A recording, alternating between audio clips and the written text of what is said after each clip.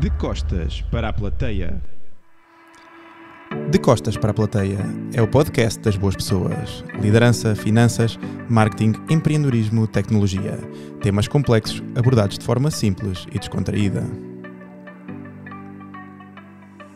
Contamos neste episódio com o apoio da Laserprint, artes gráficas e publicidade. Para mais informações consulta www.laserprint.pt. Apoia-nos também a Quinta da Minhoteira, vinho verde de alta qualidade. E nunca é demais lembrar que durante a gravação dos nossos episódios, tanto eu como os meus convidados estamos acompanhados pelos parceiros e amigos da Fábrica Coffee Roasters. A Fábrica Coffee Roasters teve como objetivo, desde o início, trabalhar diretamente com os produtores e encontrar cafés únicos e que proporcionam experiências marcantes e que ajudem a difundir a cultura dos cafés especiais em Portugal. Hoje vamos provar um café vindo da Guatemala, um La Mochilita, super frutado e que foi extraído através do método V60.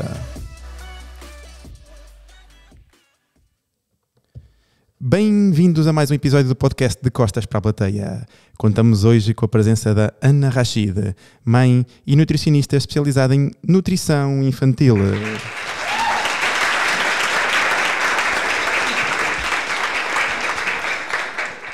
Ana, muito bem-vinda aqui ao nosso podcast. É um gosto ter-te aqui connosco.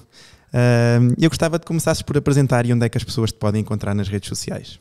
Portanto, eu sou Ana Rachid e podem me encontrar no Instagram via @AnaRachid ou no Facebook e também no site anarachid.pt. Fala-nos um bocadinho do teu percurso. Como é que chegaste até aqui, até à nutrição infantil?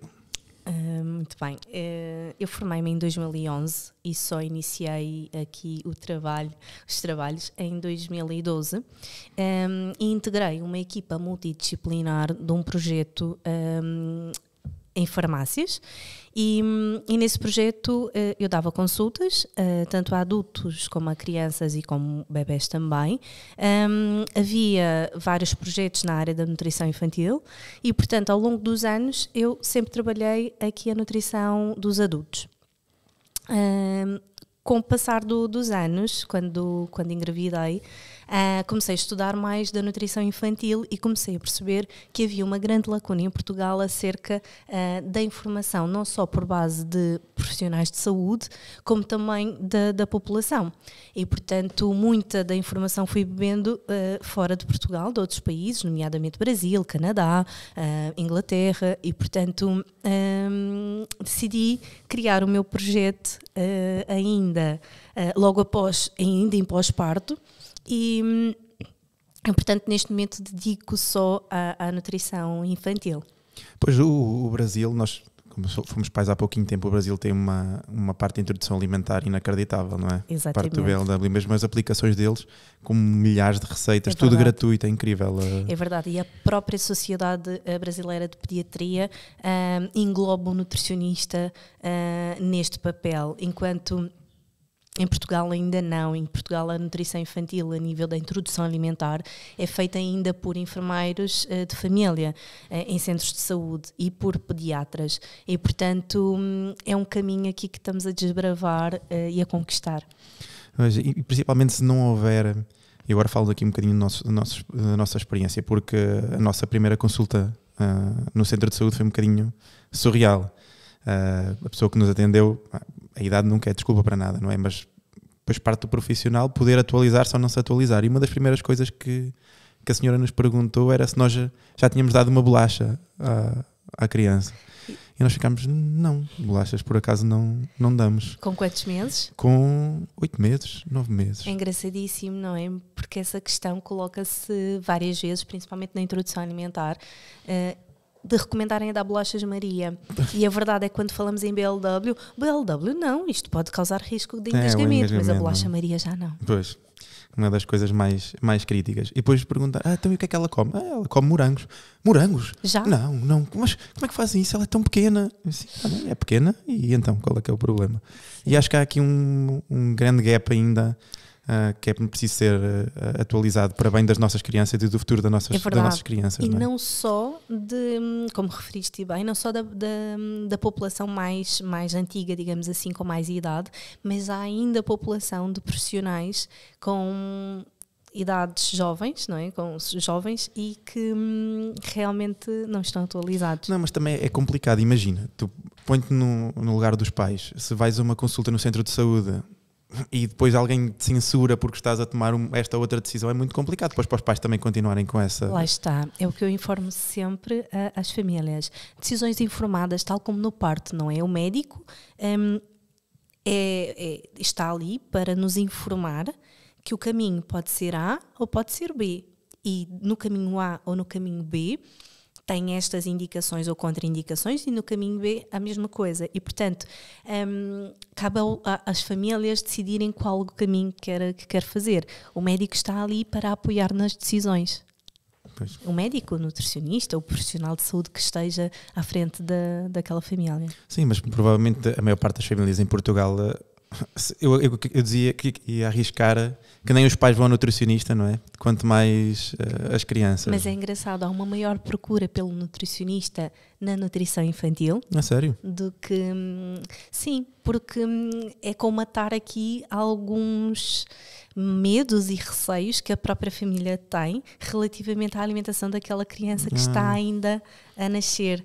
E, portanto, eu recebo famílias, por exemplo, mães e pais que sofreram enquanto criança, na infância, não sais da mesa enquanto não acabares de comer o prato, e, portanto, têm problemas do transtorno do comportamento alimentar, têm uma má relação com a comida justamente por essa abordagem das famílias, e não querem fazer isso com os filhos, e, portanto, vem a minha procura no sentido de pedir ajuda. Isso é muito, muito importante. A tua filhota fez anos ontem, não é? Anteontem, sexta-feira.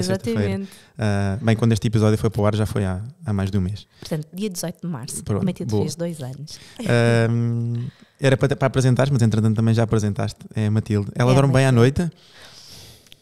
Pergunta do milhão, não é? É aquilo que estávamos a falar.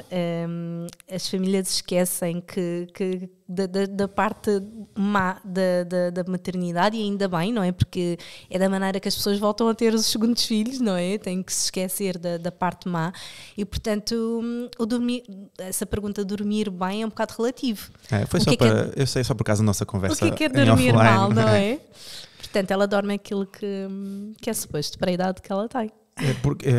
Isso também é uma questão engraçada, porque a própria Jéssica, ela passou por uma 20 horas, mais de 20 horas de trabalho de parto, uma cena horrível. 33 horas de indução. Vocês são guerreiras mesmo. Guerreiras. E ela dizia, não, nunca mais.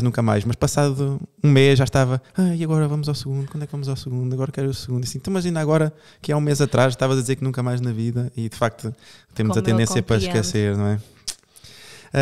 Quais é que eram as expectativas antes do teu primeiro parto e durante a gravidez em relação à maternidade? Que as coisas iam ser muito mais simples e fluídas do que realmente é, porque nós pensamos sempre que eu não vou fazer isto, ou não vou fazer aquilo, ou vou fazer deste jeito ou do outro, mas a verdade é que isto é uma evolução diária, não é? E cada dia as coisas vão mudando. Portanto, eu estou a aprender diariamente com a maternidade, porque não vale a pena aquilo que eu achava que era, antes, ainda durante a gravidez, é uma coisa completamente diferente. E, portanto, é não criar expectativas. E como é que foi para ti? Nós fomos pais, a Matilde tem uma diferença de mais ou menos 6 meses em relação à Bianca, mas também é uma bebé pandémica. Sim. Como é que foi para ti essa experiência de ser mãe nesta pandemia? Então, a Matilde nasceu a dia 18 de março, no dia em que foi declarado o estado de emergência em Portugal. Portanto, não foi fácil, porque eu lembro-me perfeitamente, a Matilde tinha a data provável do parto a dia 8 de março. E, entretanto, estava eu no dia 8 de março, trabalho de parto, ok, vamos esperar. Estava eu a almoçar e sai uma notícia na televisão a dizer que tinha aparecido o primeiro caso de Covid no Hospital de Santa Maria. Toda a gente sabia que eu ia ter a Matilde no Hospital de Santa Maria e começou a chover imensas mensagens. Olha, vais mesmo para lá? Olha, não sei o quê. E a verdade é que eu fiquei super nervosa, porque era a única hipótese que eu tinha, porque a minha médica não podia estar a fazer o parto no privado por causa dessa situação do Covid, não é? Eles tiveram que focar esforços para os públicos e, portanto, não foi fácil. E depois os dias foram passando. O Diogo conseguiu entrar comigo para o hospital. Isso ainda foi um milagre nessa altura. No dia 17, enquanto fui internada para começar a indução. Ele esteve comigo lá dentro até às 9 da manhã do dia 18. Entretanto, houve uma reunião qualquer e a diretora da enfermagem disse: ele tem mesmo que sair. A verdade é que nós estávamos completamente suscetíveis à situação, não é? E, portanto, ele foi-se embora e eu fiquei sozinha. E, portanto, foi horrível. E hoje em dia eu olho para trás e penso, não faz sentido, porque ele já lá estava... Sim, já lá estava dentro, não é? Yeah. Mas a verdade é que também naquela altura ninguém sabia muito sobre o vírus e como é que as coisas... Na verdade é que não fazia sentido mesmo que ele saísse. E, portanto, eu estive das 9 da manhã até ao final do dia em trabalho de indução. O trabalho de parto não estava a evoluir, até que eu consegui ali mexer-me e não sei o quê, e a Matilde nasceu às 8 da noite desse dia. E, portanto, no dia a seguir era dia do pai, não é? E, portanto, eu estava no hospital sozinha. Quer dizer que o Diogo não viu a pequena nesses logo dias, quando não é? nasceu. Nós só saímos, portanto, aquilo foi... Eu induzi numa terça, a Matilde nasce numa quarta e eu só saí do hospital no sábado de manhã. E quando o Diogo me vai buscar, foi super... Estou toda arrepiada porque foi mesmo emocionante. E depois saímos à rua, aquilo parecia o Texas, não é? Não havia ninguém na rua. São memórias. Mas que pena para o Diogo. Para mim foi... Tu conseguiste assistir? É o momento mais... E foi no privado ou no público? Foi no privado. Pronto, o privado nessa altura Tive ainda que andar, estava... mas eles também foi complicado. Eles queriam o teste, tínhamos de fazer o teste, ter o teste altura, válido. Os testes era o que era, não é? Eu não sei, gastei muito dinheiro. Entretanto, tive um falso positivo. Bem, uma história épica. Mas pronto, entretanto, conseguimos... Conseguiste assistir? Sim, consegui assistir e vale cada segundo, é inacreditável. Como é que defines maternidade, Ana? Uma prova de fogo diária, não só enquanto mulher, mas também enquanto casal. Achávamos que está tudo como garantido, não é? E de repente aparece mais um ser e temos que gerir aqui a questão mulher, homem, casal e ainda mais um ser ali. Portanto, não... É um desafio. Uma prova de fogo, sim. Eu quando pensei em fazer esta temporada dedicada à maternidade e às mães, foi precisamente por ver aquilo que a Jéssica passou e a dificuldade que foi, precisamente para essa... Tendo em conta essas características, que é o facto de ser muito mais fácil para o pai ser pai do que para a mãe ser mãe. Principalmente, como também tu decidiste, amamentar, a carga em cima de uma mãe é de facto muito mais pesada do que para um homem. Por isso eu pensei assim, a única forma de eu fazer aqui uma homenagem é fazer aqui uma temporada completa dedicada à mãe, até para podermos fazer aqui um bocado de awareness, termos essa possibilidade. Se conseguirmos influenciar um pai a ser diferente, acho que já ganhámos. Se for um pai por episódio, no final dos 10 episódios são 10 pais, acho que já ganhámos. Já ganhámos aqui qualquer coisa. Uma forma que me encontrei para continuar com este podcast foi pedindo apoio aos nossos ouvintes, que agora podem tornar-se maestros do nosso podcast. Se achas que de alguma forma foste inspirado positivamente, sente-te à vontade para enviares a quantia que julgues adequada para o número 939-508-934 através do MBWay e com isso viver cada vez mais connosco de costas para a plateia. Então, como é que é empreender para um público tão diferente do habitual? Nós estávamos a falar há bocadinho, não é? Que cada vez há mais procura, mas acaba ainda por ser um nicho e por ser algo muito diferente. Como é que é essa sensação e como é que é ter esse trabalho? Para mim tem sido super gratificante porque aquilo que eu trabalhava enquanto consultas de adulto era sempre na perda de peso. E, portanto, eu ia sempre buscar o reconhecimento da sensação de saciedade, que é uma coisa que nós vamos perdendo ao longo da vida, não é? Porque é um mecanismo que é inato, que nós vamos perdendo. E, portanto, quando o projeto nasce muito nesse sentido de... Querias engordar as crianças, és muito esperto. Não, finalmente podes passar uma dieta para engordar, hein? Isto é o sonho de qualquer nutricionista. Deixem lá as crianças identificarem a sensação de saciedade. E, portanto, é gratificante neste sentido, porque o trabalho é feito de raiz, não é? E o nicho em si, eu digo que é um nicho muito bem nichado, porque eu só atendo crianças até aos 6 anos, desde o nascimento até aos 6 anos. Mais do que isso, entra outras questões, outras vertentes, nomeadamente questões psicológicas e do comportamento alimentar. Portanto, 6, 7 no máximo. E, portanto, tem sido um projeto muito interessante e gratificante, mas há imensos desafios, porque nós não trabalhamos a criança, não é? Nós trabalhamos a família. Isso é fantástico. Trabalhamos a Tem uma visão global, não é? Global, completamente. E acabas por também mudar a parte da nutrição dos adultos? Sem dúvidas, porque nós não conseguimos trabalhar a criança se não mudar o exemplo. Ainda hoje fiz um post sobre estava a ler, é muito isso, interessante, sim. Porque as crianças imitam tudo e, portanto, eu não posso estar a comer pão com chouriço e querer que ela coma um hambúrguer vegetariano. E muitas vezes acontece o contrário, que há famílias que querem que a criança não coma carne, por exemplo, e eles comem.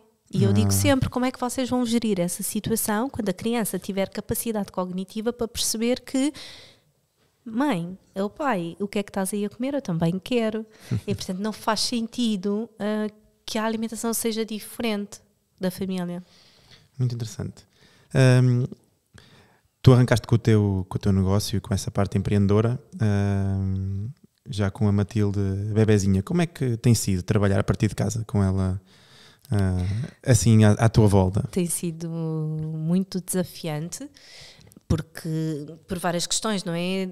Estamos em pandemia, houve confinamentos pelo meio e, portanto, quando fecha a escola, fecha tudo, uma pessoa também fecha as portas do negócio, não é? Porque realmente não dá para gerir aqui o trabalho com o bebê, excepto na hora das cestas, mas acaba por se tornar assim muito, muito caótico e desgastante. E há outras coisas para fazer, não é? E há outras coisas para fazer, exatamente. Há toda uma casa para gerir. Uma dinâmica. Exatamente. Qual é que é a importância da nutrição infantil na vida das mães? O que é que tu achas? A tua pergunta é um bocado biased, não é?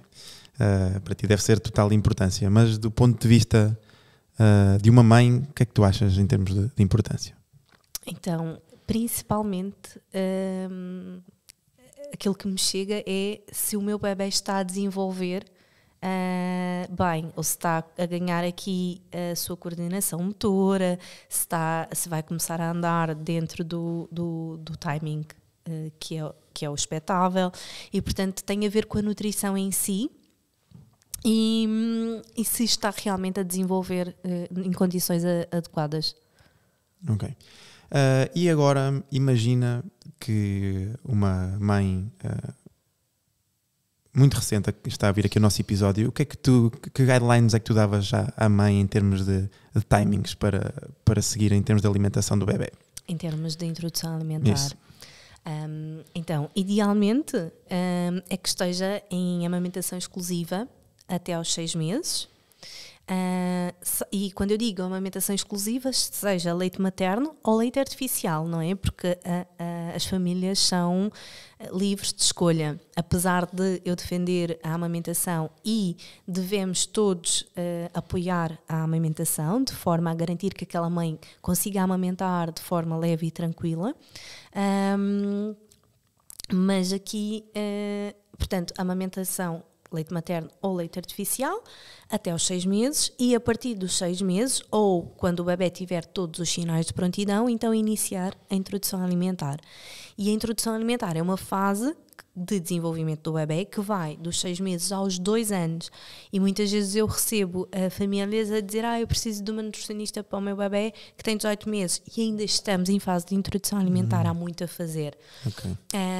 E a partir dos 2 anos existe uma outra fase de desenvolvimento do bebê que vai dos 2 aos 6 anos, que é a chamada fase da seletividade alimentar, que há bebés que passam mais, há crianças que passam mais subtilmente por ela, mas há outros que passam mesmo profundamente por essa fase e é preciso intervenção, porque senão entramos na roda do rato, como eu costumo dizer, que é: o bebê não come, eu começo a dar coisas que ele come, nomeadamente são coisas com mais sabor, não é? Ou com mais açúcar ou com mais sal, isso toda a gente come facilmente, e portanto o bebê não come, eu dou aquilo que ele quer e depois ficamos nesta... Efeito bola de neve. Efeito bola de neve, sim.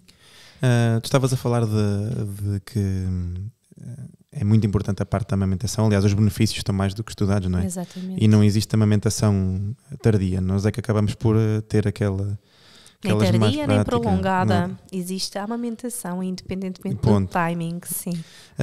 Como é que tu lidas em ambiente de consultório com mães que lidam com a frustração de não amamentar ou que muitas vezes escolhem não o fazer, uma vez que tu és uma acérrima defensora da amamentação? É um bocado como falei, como disse-te há bocado, que nós devemos apoiar as decisões das famílias. Como eu disse, defendo a amamentação e estou disponível para apoiar se a mãe quiser amamentar em todas as fases da amamentação, porque ela existe, porque na amamentação existe várias fases de dificuldades e portanto, e tu sabes, não é? Coitada da Jéssica. Há mães que têm dificuldades logo ao início, há outras que têm aos 4 meses, foi o meu caso, eu só tive problemas com a amamentação aos 3 meses e meio, 4. Sim. E portanto, o objetivo é sempre apoiar as decisões. E há mães que não querem de toda amamentar e saem mesmo da maternidade com leite artificial. O que é importante informar? Que o leite artificial não é completamente inóculo. Ele surgiu e foi criado para alimentar bebés que realmente não conseguiam ser amamentados pelas mães. E, portanto, lá está, a decisão é de cada família, mas precisamos também informar aqui... Que deve ser visto como uma alternativa e não como uma facilidade, não é? Porque eu acho que é capaz de haver muitas famílias que acabam por ser mais cómodo, se calhar. Eu recebo sempre isto é um chavão, não é? É mais fácil. Pois. Não sei se é. Eu também acho que não é. Eu acho que não é de todo, porque imagina, tu às 3 da manhã teres que te levantar para ir fazer um biberão. Não, mas eu passo por isso, não é? Quando a Jéssica faz noites e eu fico com a Bianca, portanto eu passo por isso. Agora já arranjei uma estratégia bacana, mas de qualquer forma passava por isso. E acho que não é fácil, mesmo nas viagens e tudo, é inacreditável. Quando nós começámos logo a viajar muito cedo, fomos para os Açores, que a Bianca tinha 4 meses. Rios, pá, ainda não tive coragem. Foi maravilhoso, olha, vale imensa a pena. E fomos com 4 meses e o comer da Bianca estava ali 24 horas por dia. Fácil. Não havia cá biberons para trás e para a frente, e acho que é uma facilidade, prático. Uma facilidade incrível. Obviamente que depende sempre aqui da mãe querer ter um bebê na mama, não é? Mas porque há mães que não gostam, que é opção, claro. Está tudo bem, mas e é preciso ter uma rede de apoio, não é? Porque se temos uma mãe que está a amamentar e está o dia todo sozinha, torna-se realmente cansativo. Se não tem um apoio ou do marido ou de alguma família, é um desgaste. Eu via pela Jéssica, quando a Jéssica está sozinha com a Bianca, a quantidade de vezes que ela mama é muito maior do que quando estamos os dois, ou quando ela quando está comigo. Aliás, neste momento ela agora, quando está comigo, só bebe o leite quando a mãe chega do trabalho durante o dia, nem sequer pede. Bem, pois, mas se a mãe estiver, é inacreditável. Claro. Antes do almoço gosta de uma maminha, depois do almoço também gosta de uma maminha para acamar o almoço, depois à tarde a mesma coisa, para dormir a sesta. Já vai ela pedir. Sabe é muito... que é bom. É, claro, exatamente. ela é que é esperta. Alguma vez foste contra as tuas próprias regras na alimentação? Especialmente agora com a Matilde, como é que tem sido a tua experiência com ela? Não é fácil, e é uma das coisas que passo sempre à família, que é tentar ser o mais descomplicado possível. E eu falo sempre aqui nos 5 grupos de alimento que são importantíssimos ter na refeição do almoço e na refeição do jantar. E é aqui que eu me pego muitas vezes e que me descaio um bocadinho, porque para fazer 5 grupos de alimentos é preciso cozinhar, não é? E portanto, sem rede de apoio, torna-se complicado ter ali leguminosas, por exemplo, ter sempre legumes feitos. É uma logística e uma organização necessária. A organização é fundamental, não é? Sem dúvidas. E, portanto, é aqui que eu sou apanhada, porque como eu não tenho grande tempo, não gosto muito de estar na cozinha, o que eu fiz foi arranjar estratégias. Então, eu vou buscar comida saudável pronta. Okay. E tenho sempre em SOS. Portanto, quando eu não consigo fazer, está ali, é só ir buscar. E tenho aquilo que é necessário. Eu acho que isso é uma vantagem para quem está habituado...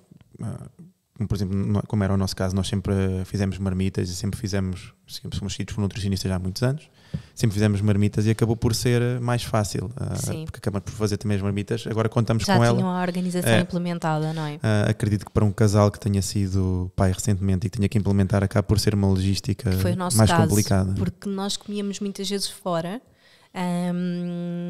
e eu tinha mais tempo disponível para cozinhar, então acabava por estar mais tempo na cozinha, que hoje em dia eu foco os meus esforços e o meu tempo naquilo que realmente importa, que é estar com a Matilde, estar com a família, no trabalho, e portanto há coisas que eu prefiro delegar a quem sabe. Claro.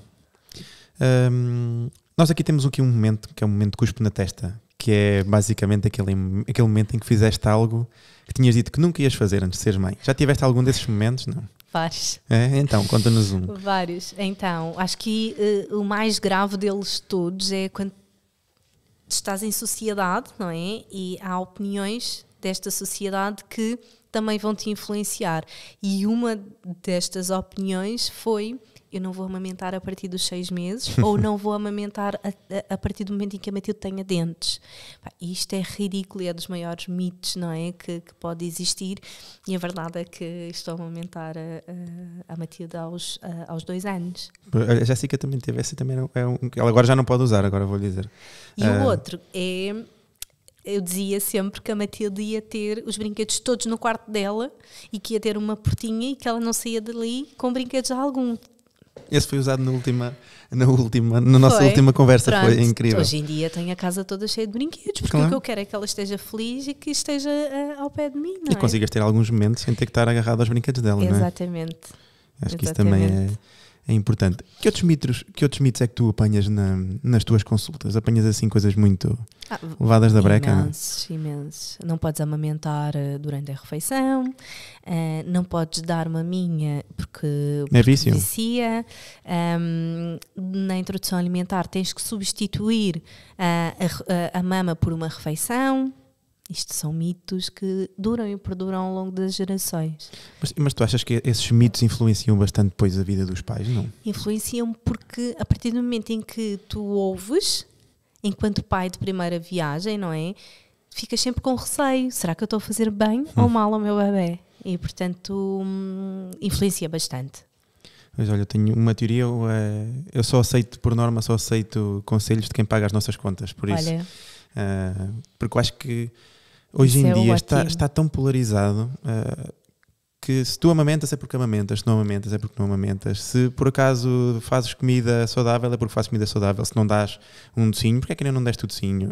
Sim. É inacreditável. Coitadinho do bebê, ainda não comeu um doce, vai ficar cheio de vontade. É incrível, isso foi aquela, essa da bolacha Maria, foi o primeiro choque que tive, mas isso de facto é uma coisa que nós temos que aprender a lidar enquanto pais e com as outras pessoas. É verdade. E temos que mudar paradigmas, não é? É preciso 3 gerações para que as coisas vão encarreirando. Exatamente, mas estabeleçam. Acho que a nossa geração já está a fazer um trabalho um bocadinho mais acelerado. Exatamente. Não achas? Mas acho que quando chegar a essas 3 gerações eu vou olhar para trás e eu vou pensar, valeu a pena. Não. Porque é um desbravar caminho que não é fácil. Não, é complicado. Não, porque isso acaba sempre por mexer. As pessoas já são, lá está, estavas a dizer, mães de primeira viagem, pais de primeira viagem, já estamos inseguros por natureza. Depois ainda ouvimos ali a plateia à volta a apontar o dedo e a dizer, mas como é que é possível? Se nós não tivermos personalidade e se não acreditarmos e se não tivermos essa informação, não é? E apoio, não é? Eu posso dizer que temos o apoio da nossa pediatra e que realmente é, sem dúvidas...